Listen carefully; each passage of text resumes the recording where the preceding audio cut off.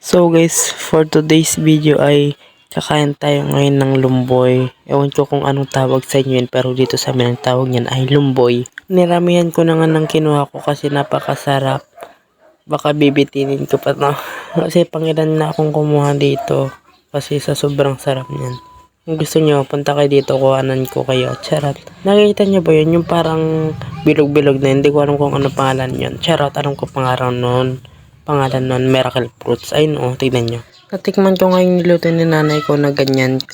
Napakasarap talaga, pero masarap.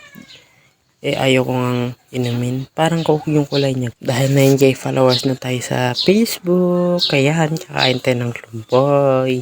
Pero salamat kayo sa pagsusuporta. Na-reach ko na ang 9K followers sa Facebook. Nagpapasalamat rin pala ako sa mga nanonood. At saka pa-subscribe na rin po. By the way, dito nga pala ako kila nanay na kumuha ng lumboy kasi dito ay merong lumboy. So, sobrang tagal ko nang gusto kumain ng lumboy, ngayon lang talaga ako nakakain. Buti na lang nakita kong merong lumboy dito, di agad-agad na ako tumay at kumuha. Katataas niya ay kumuha na lang ako ng upuan para lang maabot ko yun, basta lang makakain. Mahigit na ilang years na akong hindi nakakakain ng lumboy, pero ngayon 2024 lang talaga ako sarap talaga ako dito guys, parang gusto ko at kumuha. Ayan guys, bye bye, thank you for watching.